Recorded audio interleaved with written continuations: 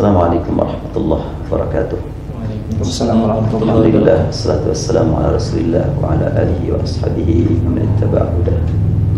InsyaAllah kita lanjutkan pembahasan tentang masalah bid'ah dengan niat ingin supaya kita saling memperbaiki perbaikan akidah, perbaikan pemahaman, tidak kalah pentingnya perbaikan komunikasi sesama muslim yang merupakan aturan utama mewujudkan akhlak yang mulia, yang islami. Maka kita menjadikan perbedaan sebagai motivasi untuk berlomba demi meraih kebaikan. Ya, bagaimana dia tentang masalah kemarin sudah bisa dipahami atau masih ada yang kurang jelas? Tentunya masih banyak yang perlu ditanyakan kemarinnya. Iya, kemarin masih yang ingin saya tanyakan tadi, misalkan karena sekarang bulan Ramadan berkaitan dengan pelaksanaan sholat tarawih yang sekarang terlaksana. Nah, itu kan Rasul melaksanakan yang saya tahu itu tiga malam, kemudian selanjutnya Rasul lebih memilih tidak dilaksanakan di ini itu berjamaah bersama dengan kaum muslimin waktu itu. Nah, untuk saat ini pelaksanaan dari tarawih itu kan di masjid-masjid dilaksanakan bersama itu. Nah, itu bagaimana sebetulnya? Itu termasuk bid'ah? Ketika bid'ah itu bid'ah yang mana gitu? Ketika para ulama membaginya. Kemudian begitu pun dengan jumlah rakaatnya. Apakah yang tidak sesuai dengan Rasul, misalkan jumlahnya Rasul hanya dikatakanlah misalkan jumlahnya sekian, kemudian kita tidak melaksanakannya dengan sesuai yang telah dicontohkan Rasul, itu juga bagaimana? Nah, itu juga masih ya. Ini sangat penting. Tadi ngisi pengajian di ibu-ibu ada pertanyaan, Ustadz, apakah kita sholat malam Ramadan itu ikut apa yang dikatakan hadis atau harus ikut apa yang dilakukan ulama Mekah? Pertanyaannya sangat menggelitik sekali. Seakan-akan ulama Mekah tidak tahu hadis gitu kan? Iya. Baik, sebelum sampai ke sana kita bahas satu ayat, sepotong ayat, dan ini yang paling utama untuk kita kaji bersama. Allah berfirman, wa ma atakumur rasul, apapun yang dibawa Rasul kepadamu, fakhudhu, ambil. Wa ma nahakum anhu fantahu, apa yang dicegah Rasul dari perbuatan kamu, berhentilah. Berarti yang kedua ini sudah ada perbuatan yang tidak benar, hentikan. Walaupun pemahaman sekarang larangan untuk berbuat kan.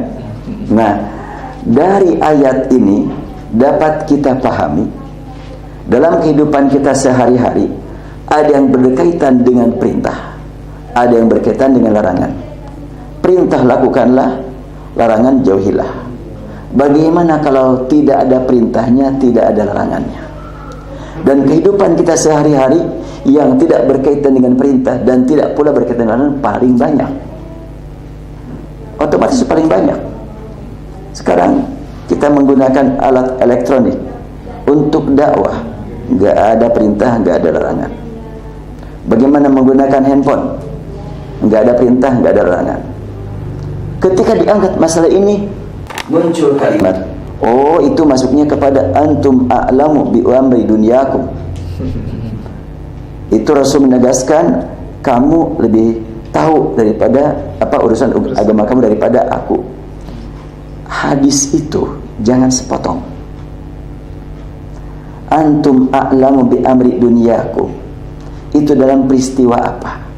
Dalam peristiwa pertanian, yang tentunya kamu lebih tahu urusan kamu dan aku lebih tahu urusan aku dalam urusan dunia.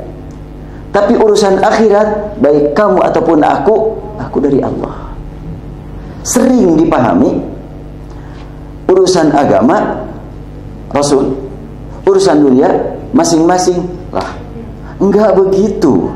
Kebalikan agama bukan dunia. Kan sering begitu ya? Kalau urusan agama harus ada perintah. Kalau urusan dunia bebas. Kok dunia dikonfrontir dengan agama? Dunia itu kebalikannya akhirat. Justru kita harus menggunakan dunia untuk akhirat dengan bimbingan agama. Jadi jangan sampai dibentrokan antara agama dan dunia, enggak. Nah, dalam kehidupan kita sehari-hari ini ada yang memang berkaitan dengan perintah, ada larangan, perintah laksanakan, larangan jauhi. Tidak ada perintah, tidak ada larangan. Masuknya kemana? Lihat manfaatnya. Ada manfaat. Manfaatnya buat siapa? Buat saya. Buat yang lain? Enggak. Merugikan enggak orang lain? Enggak. Silahkan.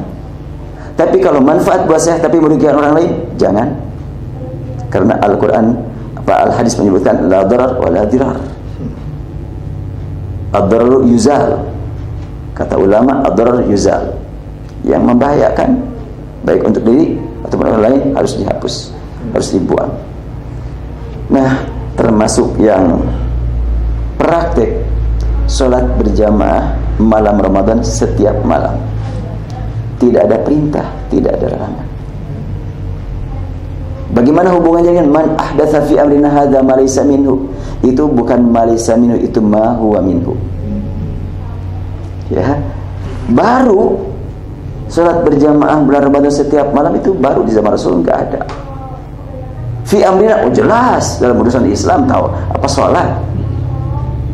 Ma laysa minhu, ma huwa minhu, ada contohnya dari Rasulullah salatnya berjamaahnya walaupun tidak setiap malam. Namanya juga minhu, sebahagian diambil dari Rasul. Tidak persis dari Rasul. Dan kalau kita mau melaksanakan salat malam Ramadan persis seperti Rasulullah, siapa yang mampu? Rasul itu tanggal 23 sepertiga malam, tanggal 25 setengah malam, tanggal 27 semalam penuh. Cukup segini jaraknya, seginilah.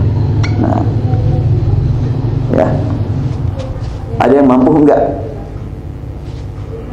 Kan ini berarti kalau jaraknya ini. Nah, tanggal 23 disebutkan dalam hadis riwayat Tirmidzi dari Abu Dzar, sumna ma'a Rasulillah sallallahu alaihi wasallam Ramadana falam yakum bina minasyahri hatta baqiya sab'a faqama bina hatta madha thuluthul lail.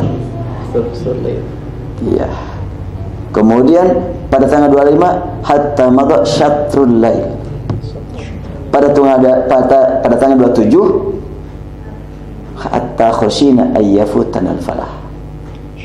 Tanggal 23 sepertiga malam, tanggal 25 setengah malam, tanggal 27 semalam penuh. Ada yang mampu melaksanakan?